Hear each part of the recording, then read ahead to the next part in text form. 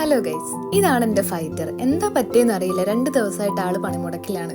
Food എടുക്കുന്നില്ല. സാധാരണ ഞാൻ ഈ ബൗളിലൊക്കെ തട്ടുന്ന സമയത്ത് അവിടേക്ക് വന്ന് വായും തുറന്ന് നിൽക്കും, ഫുഡ് തരാനാന്ന് കരുതിയിട്ടേ. പക്ഷെ ഇപ്പോൾ അനങ്ങുന്നില്ല. താഴത്തിലാണ് ഫുൾ ടൈം, മേളിലേക്ക് വരുന്നതേ ഇല്ല. അപ്പം ഞാൻ കരുതി എന്താ പറ്റിയെന്ന് അറിയണമല്ലോ, ഒന്ന് നമുക്ക് പെറ്റ് ഷോപ്പിലേക്ക് പോയിട്ട് വരാമെന്ന് കരുതി. അവിടെ ചെന്ന് അവരുടെ അടുത്ത് കുറേ കാര്യങ്ങളൊക്കെ നമ്മൾ ചോദിച്ചു.